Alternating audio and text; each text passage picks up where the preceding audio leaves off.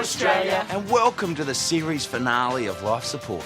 The only lifestyle show that has all the advice and scams to help style the life you lead. We know you need all the help you can get. It's just wonderful to have your company. I'm Sigourney, and tonight I'll be showing all you modern women how to design your way to a better sex life. I'm Life Support's handyman Todd, and I've got some top tips to teach you tonight, including some safer safety to secure your suburban home and some more tip-top tugger. I'm Penny, and I've got all the answers you won't find in the encyclopedia or any other book. And tonight I'll be letting you in on how to get your banking done without getting done by fees. I look forward to that. I'm Dr. Rudy, and I'll be introducing you to the very latest device to help organise your life. And a little later on, I'll be showing you a great way to deal with a prevalent public problem. Well, it looks like we've got a lot of information to download into your living room. Certainly does. So for the last time, for a little while... Let's get to it. People complain a lot about the way banks invade our privacy, but there is a way to turn it to your advantage. And all you need is an ATM card and a scabby-looking mate. The video camera inside this ATM watches my every move. It sees me insert my card and enter my personal identification number.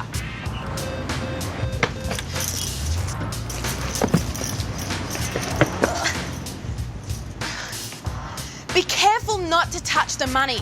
Your friend has to take it direct from the machine.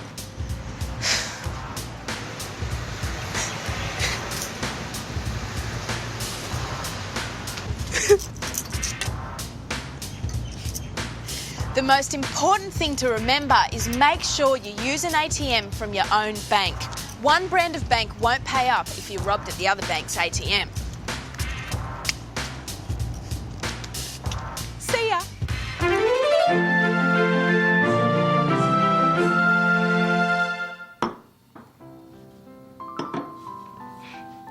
Ladies, we all know that a dinner party can be a delicious cocktail of anecdotes, flirting and joie de vivre.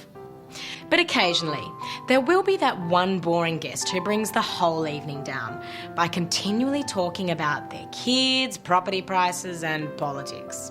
So tonight, I'm going to show you a surefire way to ensure that your dinner party conversation is suitably entertaining for all your guests. Just invite some close friends who have recently broken up, or better still, just gotten a divorce.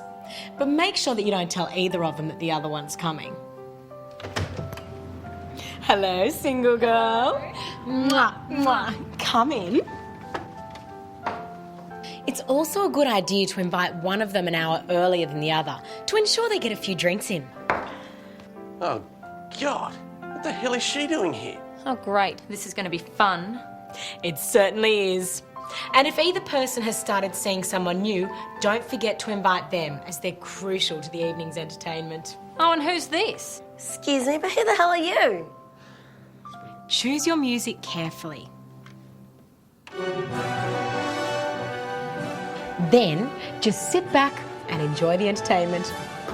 Can't believe Sigourney even invited you to this dinner in your cheap little dress. Oh, yeah, you would know it's a cheap dress. It's the only thing you bought me in the 4 years we were together. For 4 years, I had to put up with this whinging shit. Well, I'm sure another 4 hours won't kill you. Oh, don't be so childish. I'm Can you being see how childish. childish You're she the is? one who left without even leaving a note. Essential facts. Oh, yes, the And an mysterious email. facts. I don't Yeah, want there to was talk about nothing. Before dessert is served, your guests will be treated to a real-life operatic drama with a bitchy Melrose Place feel, and you'll be the hottest hostess in town. Bon appetit. But you were too drunk to remember anyone at our wedding.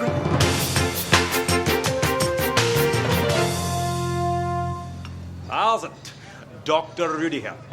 In this busy age, we all need help organising our lives. So we turn to diaries, filofaxes, laptops. But the problem is, as personal organisers get smaller and smaller, they can be cute, but unreliable.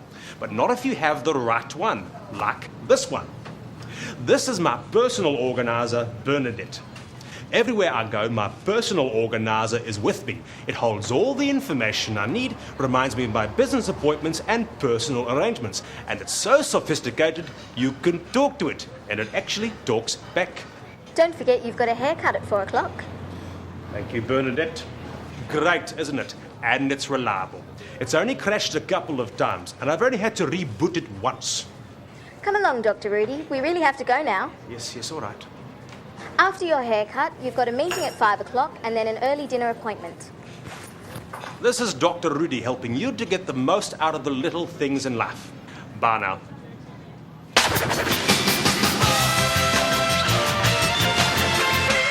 My word, Dr. Rudy, what a wonderful way to keep track of your day.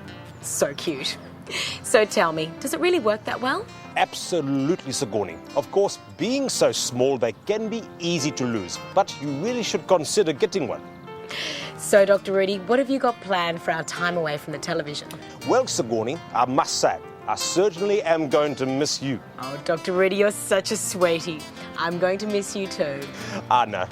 As for our break, I suppose that after checking in with my junior resident, I really should be checking on my vineyard in Rhodesia. Oh, it must be lovely there.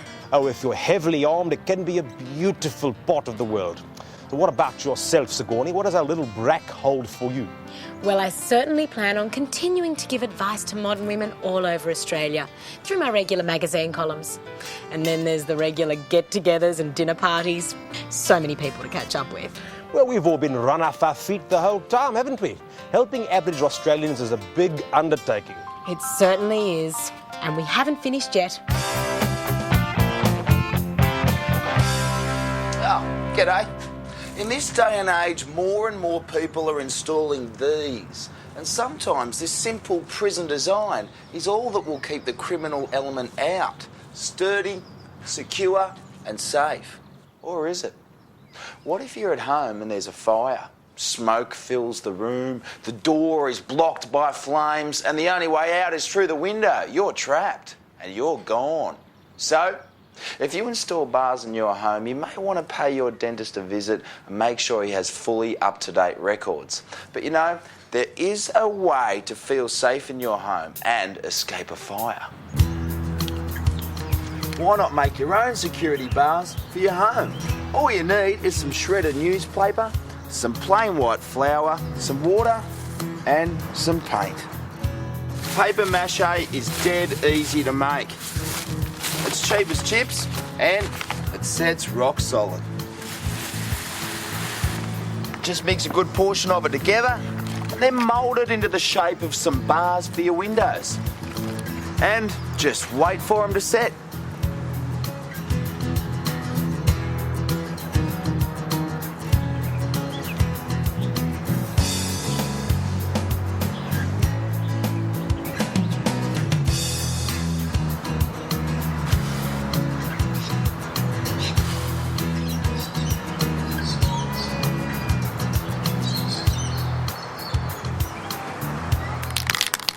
Then just give them a lick of some of this metallic paint.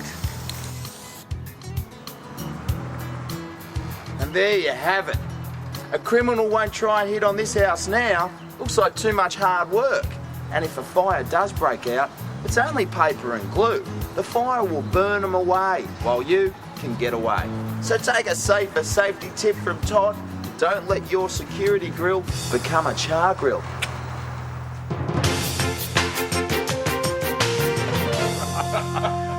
Oh, Willie Bendela, she's a crazy woman. Crazy.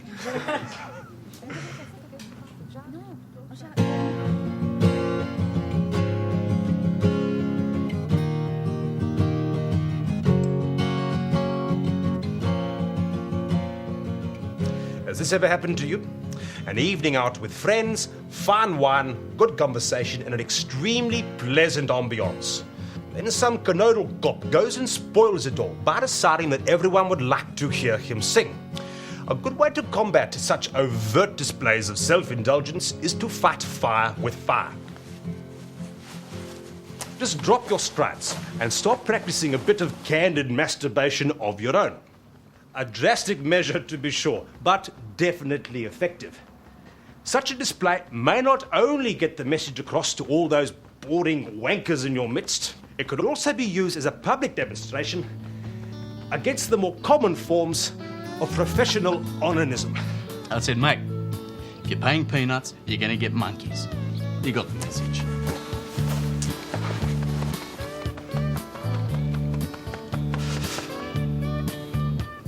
Its minimalism belies the work's complexity, wouldn't you say? Yes, it's certainly an original exposition of two-dimensional space. There you have it. Not only pleasurable, healthy, and potentially communal, but also a positive act of ridicule and criticism against all those wankers we have to deal with on a daily basis. And as the old saying goes, if it feels good, do it. Bye now. It's a beautiful world, so we should be nice to each other. And if somebody's got to become a wanker, he can be a wanker on his own. See, this guy's like my brother here. I could call him wanker or anything because we're close to each other, you know? To other people's, we don't want to know, you know? Oh, man, I met heaps of them around here. What, literally wankers? Yeah, no way. Meet them all the time.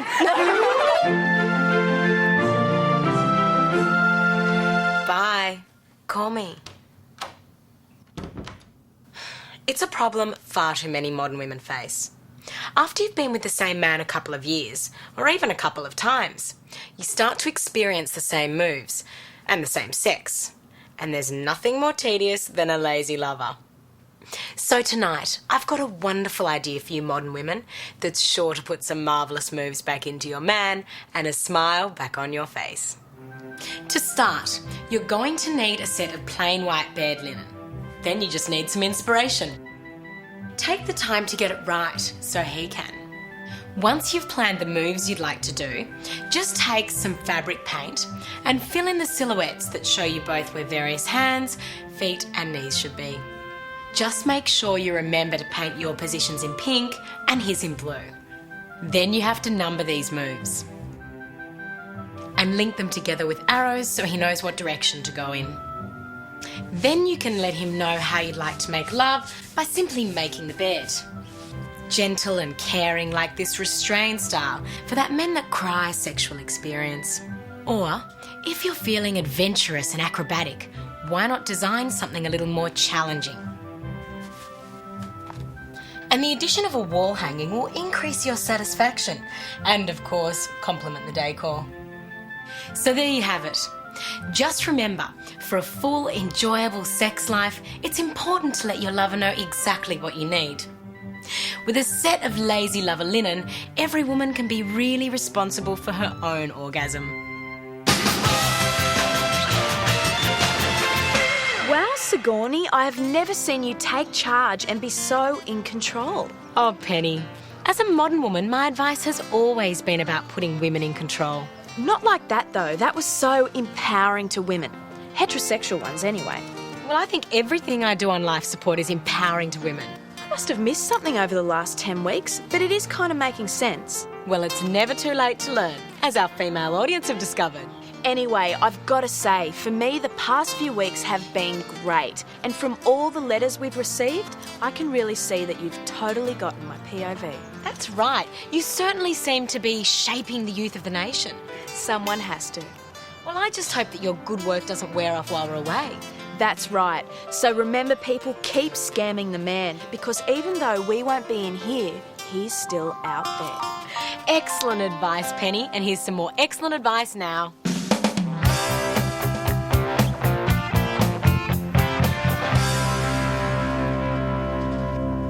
In recent years, a lot of Australians have discovered the rich tradition of bush tucker cooking. As far as this continent's natural produce goes, our Indigenous forebears have passed on the knowledge of what's hot and what's not. In fact, we are the only nation on Earth that actually eats its own coat of arms. But some folk take a dim view of this. There are all sorts of rules and regulations to stop the mass mastication of native fauna. But accidents do happen. And if you take a tip from Todd, you'll be there to reap the rewards.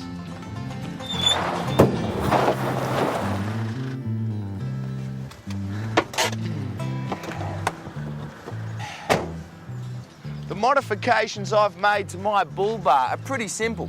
I've extended it so it's lower to the ground, and I've incorporated a wire net that slopes back at an angle so that all of the post-impact tucker stays put till you stop. Now, once you've bagged your meat, the cooking's up to you. I mean, I prefer to dig a hole, build a fire, and wrap my game in some paper bark for that traditional hungy-style meal. But if you really want to impress, take the flesh home and dazzle your loved ones with variations such as fairy penguin frittata, bilby à l'orange, echidna eclairs, or my personal favourite, roasted wombat.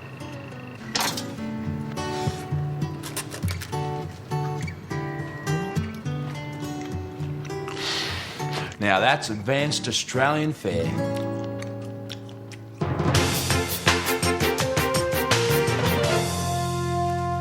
Here's some tea for you, bubble tea. Would you like some milk with that bubble tea? How's it? Dr. Rudy here again with more timely advice for prudent parents concerning a dangerous condition which can affect children as young as 2. Do you like a biscuit with that bubble tea? Imaginary friends. They are the silent partner in a child's life, and if they aren't dealt with at an early age, they can inflict untold damage to that child's future. You see, this can be a very sad genetic blueprint. Basically, Luke here will grow up to be a wino. You see, winos like Ted here are simply unclean, fetid adults that still have imaginary friends. And unfortunately, in most cases, that friendship has soured. And now all they do is fight. Yeah. And the reason for their falling out is very simple. You see, Ted's imaginary friend has made more from his life. He has a good job and lives in an enviable house, is married to a beautiful woman and drives a nice car. And obviously Ted resents this, especially considering it was his imaginary friend who first suggested they go to the pub for a couple of beers. So, how do you protect your child from the influence of their imaginary friend? All you have to do is go out and buy a child-sized coffin. This one looks about Bobbity's size. So the thing to do in the morning is place the coffin on the floor of your child's bedroom. Then when they wake up, simply break the news that their imaginary friend has died during the night. He died. Your child will be so devastated by this news, they will never want to take the chance and dream up a friend again. So protect your child's future today and kill off that imaginary friend tonight. Bye now.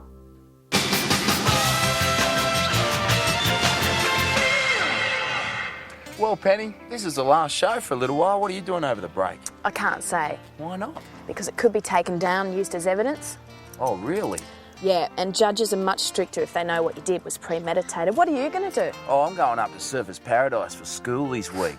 Top beaches, great weather, plenty of young people. Should be all right. Good luck. Yeah, I'm doing some volunteer security work. I figure these kids have worked so hard in Year 12, they deserve to feel safe whilst letting their hair down. Safe? Real safe. What do you mean by that? Nothing. I just think we should move on to the next segment. What a great idea.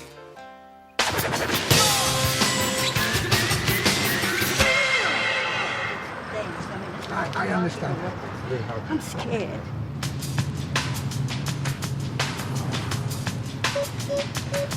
What do you want?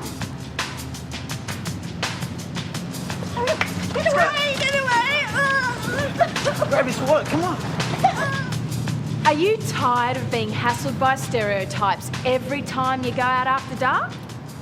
Well, don't worry, because life support has the answer. Simply avoid being targeted by dressing like one of the gang. This way you know the only person mugging you when you withdraw money is the bank. Very nice, very nice. So be the baddest mofo in your hood and enjoy the feeling of not being victimised.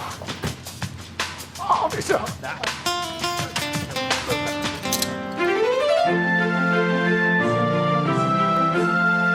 You know, every week I get hundreds of letters all asking me the same question. Sigourney, how should I invest my money? Yes, this is one of the great dilemmas of being a modern woman. Of course, back in the good old days, women didn't earn any money, so they never had to worry about these silly problems. But now, it really is very important that a modern woman invest her money wisely so that she can reap the maximum return. First of all, a lady needs to understand the lingo. Basically, there are two things you can put your money into: assets and liabilities. An asset will bring you a return on your investment, whereas a liability will incur further costs for you to meet. So let's have a look at some assets and liabilities. This frock is a liability. It costs $220. That's the initial purchase price. But wearing this dress will incur further costs. It'll cost you the interest of men, it'll cost you your dignity, and if you have any, it will cost you your self-respect. Now, this frock is an asset. It costs $350. Well, that purchase price is significantly more. But once you make that initial outlay, this asset will reap significant returns, both in terms of short-term dividends in the form of one-night stands and long-term growth in the form of a committed relationship, maybe even marriage. And who can put a price on marriage? And there you have it. Everything a modern woman needs to know about investing money without having to read those boring financial papers. And there's just one more thing to remember. You must diversify your portfolio. I'll take the lot.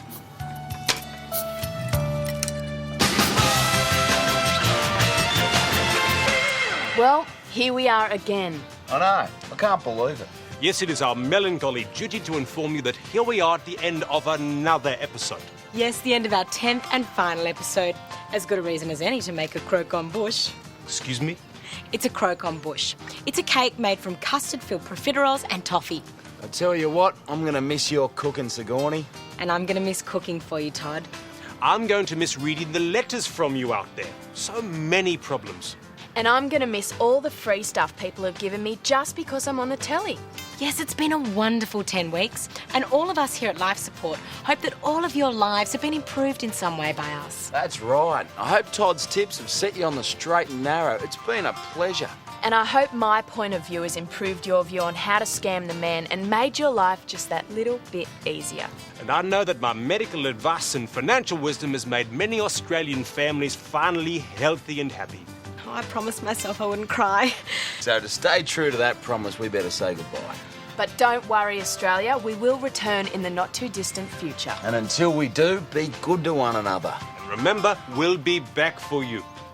Good night, Australia.